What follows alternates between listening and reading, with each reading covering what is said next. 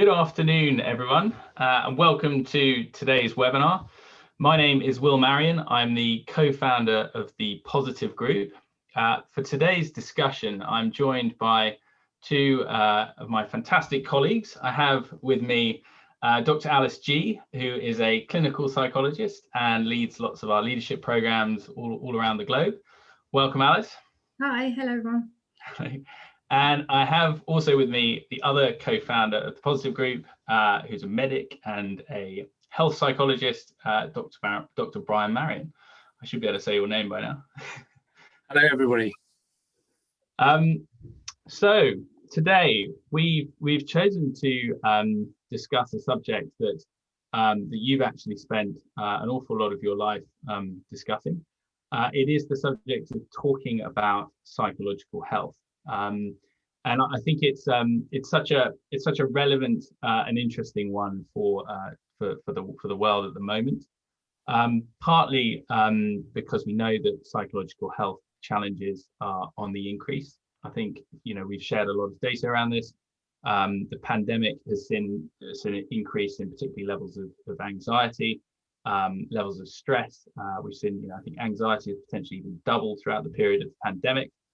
I also read this week that levels of sickness absence around related to psychological health are up 113% since 2019. So I think this is a challenge that is already with us. It's a challenge we've been talking about actually pre-pandemic, but it's certainly come to the fore right now. And I think it's really a challenge that is also finding its way to the doorstep of leaders, particularly having to lead in an environment that is often virtual. We've got this big transition potentially back to the office for some organizations as well. So, and from a generational perspective, there's a real interest in organizations taking the right approach to this and being able to have those conversations. A lot of talk from particularly Gen Z around that being a key component to the organizations that they choose to work for, and also organizations that they may leave. So let's get into it. Brian, I've got a very difficult question for you to start with, which is looking at really what's the backstory to this? Why are we in this situation where we're having to even talk about whether it's a good idea to openly discuss psychological health? Well, I think thanks for the question. I think like most things in life, we interpret things as to their meaning, and whether it's good or bad, right or wrong.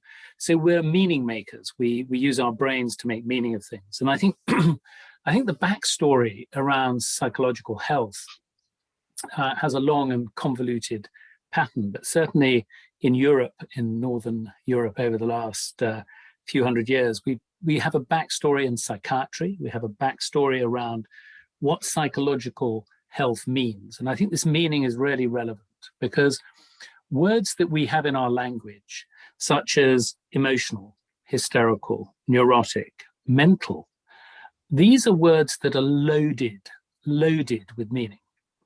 And it's this concept that that negative connotation can create a sense of self-stigma. So then when we start to feel distressed or we start to feel emotional, we actually, not only is it quite aversive because it's an unpleasant sensation, but we can compound that aversive nature by thinking, I shouldn't feel like this. I should be able to cope. Other people are coping. Why aren't I coping? Or I'm weak, or I'm pathetic, or I'm going to get seriously ill. So one of the factors that affects distress in our society is that we can find ourselves becoming distressed about being distressed. And there's two components to that. There's sort of self-stigma, where we attack ourselves for feeling something that is entirely human and normal. And I think this is a key factor that Stephen Hayes talks a lot about, of what he calls healthy normality and destructive normality. We all experience periods of stress, anxiety, low mood, guilt, shame, but the danger is getting stuck in those spaces. And some of the backstory through self-stigma, but also social stigma, we really care about how we're seen in the eyes of others. And these are sometimes called social norms or cultural display rules. And if you look at a funeral in Northern Europe and a funeral in the Mediterranean or in the Middle East, they are very different. These are cultural display rules. And I think we have a very negative view of being emotional, but we are inherently emotional. We're emotional creatures. And the data now shows that most of us, during our lifetime, are going to suffer some form of what is called mental illness. I think the question is, how do we reduce the risk factors for developing or staying unwell? And how do we increase the protective factors? And I'm afraid the stigma, the shame, the cultural display rules, worse 20, 30 years ago, but they're still having their legacy today. Yes, no, absolutely, and I think that there has been a huge amount of progress made, even in the last year, and certainly since we started our journey at Positive back in 2011. There's been a huge shift in that. So I think it's certainly headed in the right direction, but a long way to go. And in terms of those risk and protective factors, talking about it has always been high on that agenda. So, I mean, I think we know the answer to this, Alice, but is talking about psychological health a good idea? I would say yes. I might be slightly biased, but yes. I think, as Brian was saying, it is so important to destigmatize. And the only way to destigmatize is to talk about it and make it a normal part of the conversation, so that people don't feel that they need to be ashamed or hide what they might be struggling with, be that, low ends of stress and anxiety, or right on the other end of the spectrum, if they're dealing with mental illness, they might have bipolar disorder, whatever else it might be. And actually, do they have to hide all the time, or can they have adjustments made at work for some of those things? Can they actually start a conversation just to understand that normal stress is normal, we all experience it? So it's across the range here. But I do think that destigmatizing is so important, so that people don't live in shame with what they're experiencing, and that they understand that it is normal, that everybody experiences this to some degree, because people's psychological health is good or bad or middling, whether we talk about it or not, it's still there. And so I think this is what's so important. Pretending that it's not there by not talking about it isn't really helping things. So this is, I think, about giving people the option to talk about it should they want to, and then to seek help, because they can then have a language around it, rather than not talking and pretending it's all okay and really not feeling great. And that has huge repercussions in relationships and work and in all areas of people's lives. So I think this is about us all building our understanding and empathy and support for each other through this conversation, so that we build these bonds and trust. It affects everything, really. So that's what it feels to me, why that's so important, so that what we're not doing is seeing ourselves as weak and vulnerable for feeling stressed and anxious, for example. I think that's really important to get away from. No, absolutely. And I think it's about making the environment open to having those conversations. Not just about sort of telling people they can talk about it. You've actually got to feel that you can actually open up and have those discussions, and that's a very different thing to just being given permission, if you like. But we'll come on to that in the workplace discussion shortly. Brian, just follow up on that. Are there times when talking about psychological health is not a good idea? Yes, I mean, I think to Alice's point, I think if you can normalize it, then it's not just me. And I think that it's not just me is really, really powerful. We all feel emotions. The danger is we can get distressed about being distressed. So I think there are problems with talking about psychological problems if you only talk about problems. So if you look at the pandemic, which is still with us, one of the features of the pandemic is that we've seen a massive increase in health anxiety. Now, that's very understandable. We've had a highly infectious and very dangerous virus in our midst for a long time. But the danger then is that we can become anxious and distressed without having the virus, or just thought of having the virus. And I think there is a danger that we pathologize and spook people about developing psychological problems. As I said a moment ago, I think we all visit that terrain. Sometimes we can get stuck there, and sometimes it can become seriously distressing and powerfully intrude on our lives and devastate our lives. But what I think we need to do is equip people with tools and techniques for escaping that space. And I think my feeling is that if you talk about the downside, the problems, the difficulties, the symptoms, that's fine, provided you also give people really powerful insights into what you can do to mitigate that. So my sense is that if you're going to talk about mental illness and psychological problems, that's fine. Here are the symptoms. This is how it looks for most of us, and we're all different. But what do you do when you get there? Because what we need to do is equip people with a sense of agency. The danger is that if you feel this is devastating and you have no power or agency over it, that will make you more ill, because it creates a sense of powerlessness, hopelessness. It's overtaking my life. And the great news in the last couple of decades is that we've got some really robust research, some evidence-based techniques that do help people recover their equilibrium more quickly. So if you are going to talk about mental illness, that's fine. But always, always tell people the solution. Otherwise, it's a bit like going to the doctor and they find you've got a high cholesterol and they tell you all the complications of a high cholesterol, but they don't tell you how to drop your cholesterol. I think we need to actually provide information about the illness, but also information about the solutions. And also, I think, as we look at positive, looking at, that psychological health is something that you can improve, you look at and improve all the time. And we sit on that continuum, and actually the benefits of looking at this go well beyond, just stopping mental health challenges. This links into every facet of your life, from relationships to your cognitive abilities to, how we perform, how we interrelate with others. So I think it's, that sort of the positioning of it, and the motivation around it needs to be, clearly defined as well, particularly when these conversations are happening in the workplace.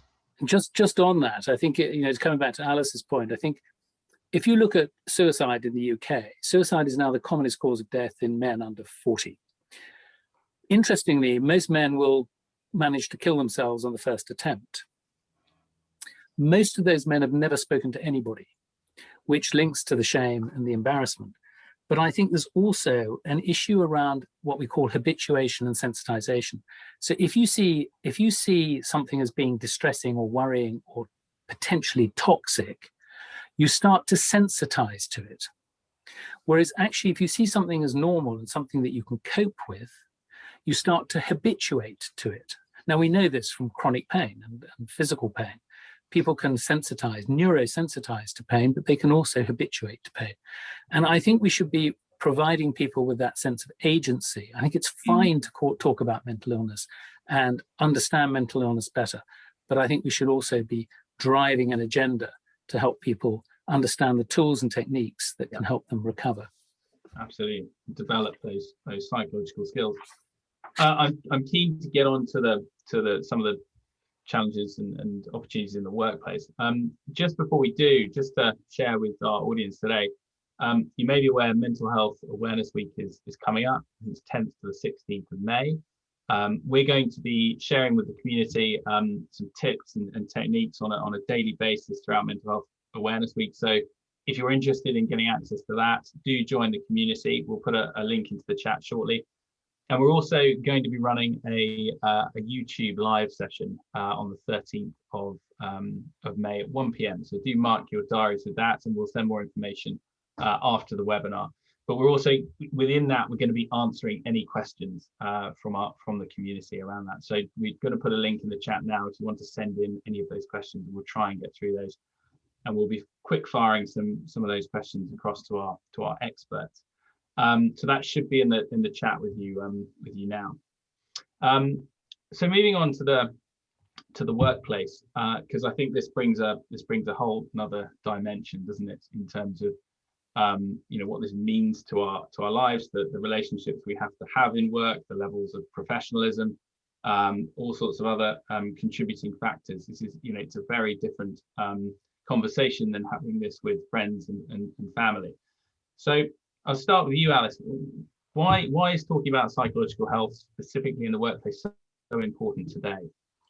I think, you know, the story's really changed in the last few years, hasn't it? It used to be that it was never spoken about at work. And now I think there's an expectation, especially in the younger generations coming through, that this is normal. We should talk about it. And I think, you know, we can really start to see the benefits of that greater openness. I think, you know, we spend so much of our lives in work that it needs to be a supportive environment, because as we said, you know, people are carrying whatever they're carrying, and either it's heard and listened to or it's not, but they're still carrying it, so they might well be hiding it, and that's going to be affecting their performance, their engagement, you know, and so on.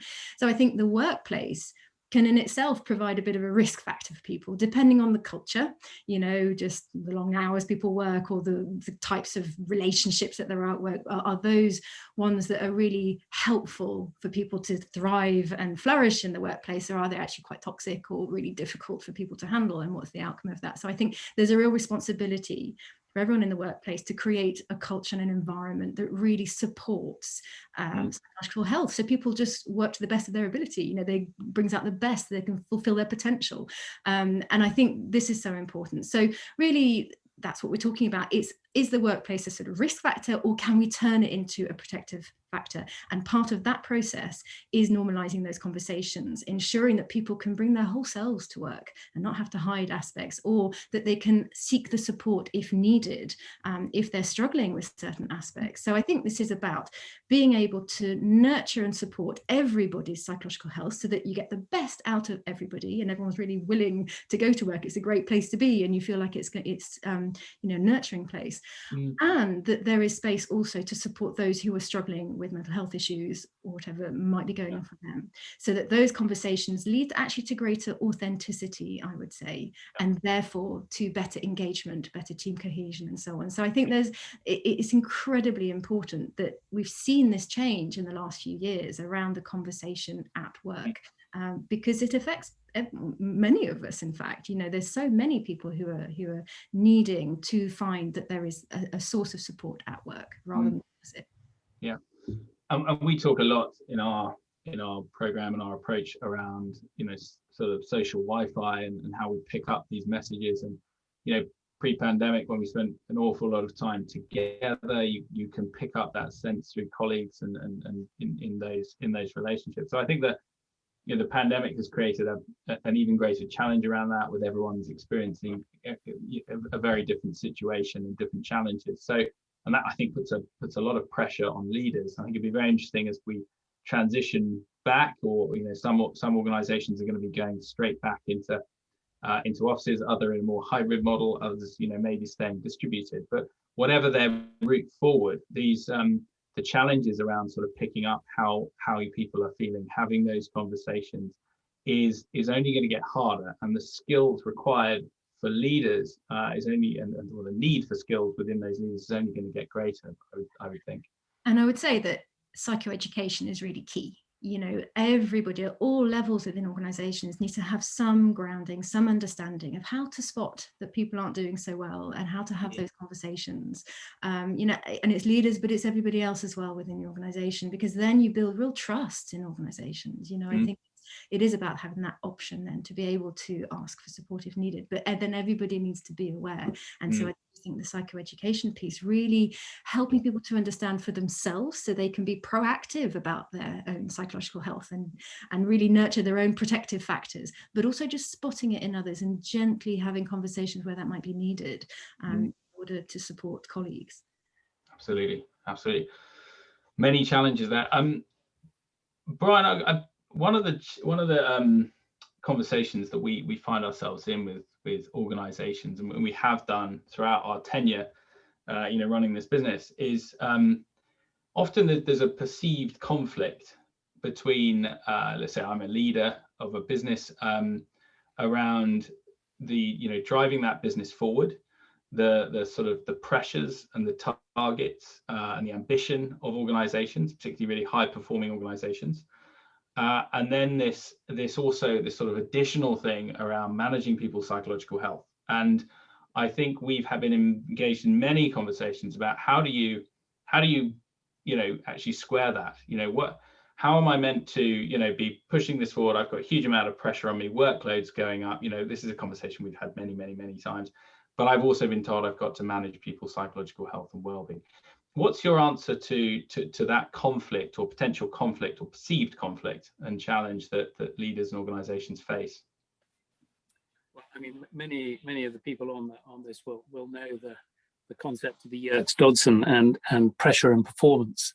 There is absolutely no doubt that pressure improves performance. We need some pressure. We need to be stretched. We need to have goals.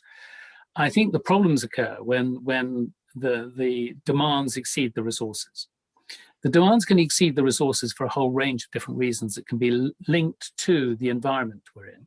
But I think it's important to remember that about over 50% of psychological problems at work have their genesis or origin outside of work. You also have this process of what's called differential susceptibility, and there are volumes of data on this now. So we're all different, and we all have different genetic loading. So some of us find things more stressful than others. And I think another feature that links to that is our own personal expectations of ourselves. So that's an internal contract about how we think we ought, should, must perform. And perfectionists will perceive a task or a workload as being harder than someone who has less perfectionism.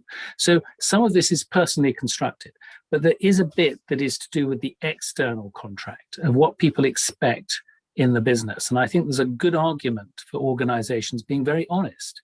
So if you're going into law or accountancy or medicine, to have some understanding of what that's about. Because if your expectations are not met, if it's not what you expected, and I think this is sometimes described as the myth-reality gap, you're expecting this and you get that. And that is a fantastic source in human beings of frustration and upset. And that disrupts what psychologists call the psychological contract. And the psychological contract is an unwritten set of understandings, rather like a child expects maybe to be able to get in the house and have a meal in the evening and have a bed to sleep in. There's no contract for that. As in the psychological contract at work, there is an expectation from employees that organizations will do this, this, and this. But I think there needs to be honesty, authenticity, and openness about what is expected and how to work.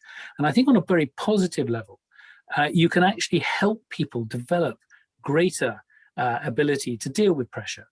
And that, again, comes back to cultural display rules. We can learn so much from each other, because sometimes I've worked with people in medicine and in psychology when, people who've taught me a huge amount about how to deal with periods of intense pressure or difficult situations. So that same group, that same culture can help you cope with these things, but it can also make it much harder if you're in a dysfunctional group. So I think there are lots of variables, and I haven't got the perfect answer, but I think there's a sense here that if organizations can be honest, authentic, and open, and the leadership actually are interested in this, because let's be honest, as Alice said, once you've recruited bright, competent, capable people, this is the key performance indicator, the key quality indicator.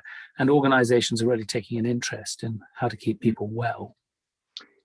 Yeah, absolutely. And I think one of the recurring findings from our work when we measure the individual psychological health factors and the cultural factors is that there's three things that always have a significant impact on the psychological health of teams, and that's your senior leadership behaviors, your leadership behaviors, and your line manager interactions every single time. And I was just sent some data by Elle, our head of insights, before this webinar, and our data is now showing that staff who report their leadership are good role models for psychological health report on average a 25% improvement in psychological health, compared with staff who report the leadership are not good role models. So this is not just about managing other people's psychological health. You're actually an influencing factor, which is why we have such a focused view around leadership, because the perception that they hold in terms of so many of those psychological variables is so key when it comes to teams. I think that's absolutely imperative. I think there's a guy called Nicholas Christakis who's a doctor, but he's also a social scientist, and you can watch his TED talk. But he talks about social networks and the impact of if I'm kind to somebody, if I'm kind to a friend, that friend is more likely to be kind to their friend, who's more likely to be kind to their friend. This is statistically significant, up to 3 degrees of separation. How you behave, what we do around here, how we talk to each other is incredibly important, but how leadership, the tone from the top, the shadow of the leader, because if the leaders behave in a certain way, people think, well, if I mimic that, that will actually get me promoted because it's a behavior that's valued. If that behavior is bullying or critical or blaming, then that becomes a social norm. And I think organizations that understand social networks and the power of leadership to influence this, and it has a huge impact on psychological well-being. I mean, we did one big study with a law firm, international law firm, and if the partners in this law firm, so we had 100,000 data points, but if they showed individuals in their organization respect, they were interested in their professional development, and they had honest, open, authentic conversations, those individuals worked harder, they experienced less stress, they created more billable hours, and they spoke about the organization more favorably. So this is a lever.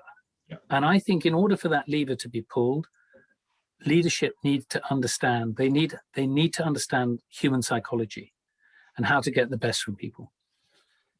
Absolutely.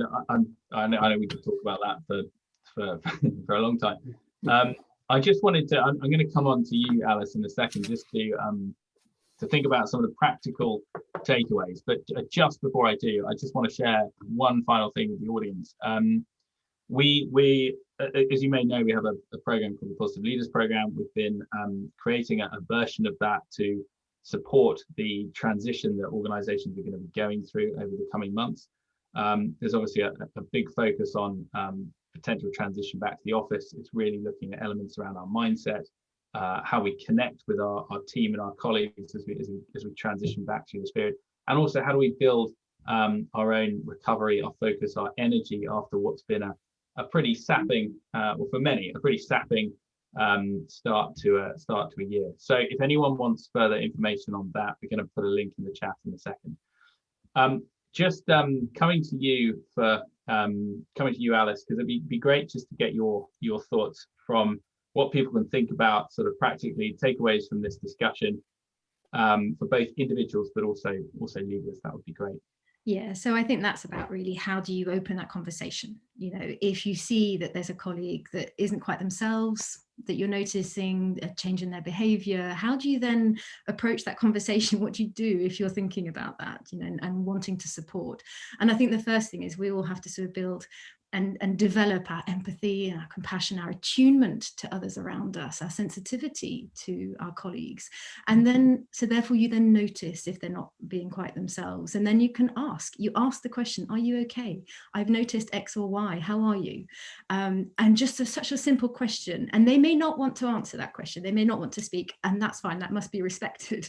But they may just really appreciate the fact that door has been opened and that the culture is shifting then in that workplace because you are asking those questions. That is what matters so much.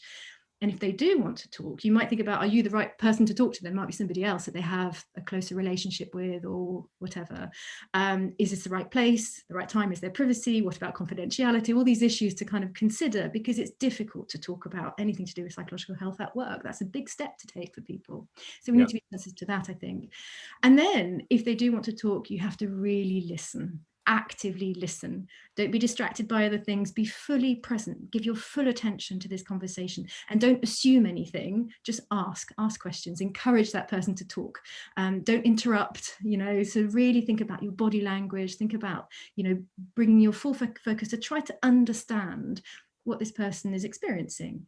And then you need to respond and act. So you might do that collaboratively together. I think it's about saying, you know, what would be most helpful? What can we do to support you? Rather than thinking you need to fix it. I think we have to really acknowledge this is not about fixing anything for anyone, but simply opening up the conversation and then, you know, thinking about the next steps together with someone. But especially for colleagues or leaders, it's not about thinking I must fix this person. That's not going to go down very well, probably.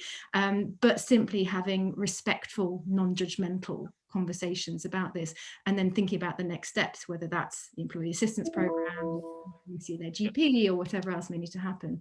And then the next steps, you know, can you check in again with somebody later on and see how they're doing? And then also you might need to manage your own feelings, because sometimes when we talk about people's distressing experiences or whatever, then that can, you know, trigger certain things in ourselves and press our buttons. So just kind of taking care there. And the last piece then is about leaders and what they need to do. So that's maybe for everybody to kind of think about their sensitivity, you know, and understanding of others. But then I think role modeling from leadership, as Brian was talking about earlier, you know, that it can then cascade down through organizations. If it's prioritized by leaders, then there's a real shift in culture that happens. Psychoeducation across the board around, you know, recognizing for ourselves and for others, you know, signs of psychological distress, and what do we then do about the tools and techniques, and then making sure in organizations there is support on offer and knowing what that is, so that then you can signpost people to the appropriate support for them. Thank you. Can I just add something to that before we sign off? And that is, I think what Alice has highlighted is the reactive and a bit of the proactive. I think there's a real opportunity for organizations to become much more proactive, develop psychological education. The meta-analyses on psychological education show that it's protective. I think it also reduces stigma. It also normalizes, and it also teaches people the risk factors and protective factors. And I think it has huge benefits and can create social learning, which is fantastically powerful. Well, no, I completely agree with that, and I think a lot of those, you know, all of those skills are foundational to the positive program. We look at building those. I think particularly to your point, Alice, around the, you know, those awareness skills, emotional awareness, awareness of others, emotional regulation, those sort of connected leader skills around active listening, empathy. These are all baked into our approach and program. And I think if people want to learn and develop those skills as leaders and as teams, then you know, do get in touch, and also do continue to follow us if you've enjoyed today's conversation. It's been, I'm not going to sum up because I don't think we've got time, but look, it's been an absolute pleasure. Thank you both for your insights around this. A really enjoyable discussion on a really important topic. So thank you, Alice. Thank you, Brian, and thank you everyone who's joined us. It's great to connect with you, and you know, do get in touch if you want to talk to Positive. Many thanks all. Bye. Bye, everybody.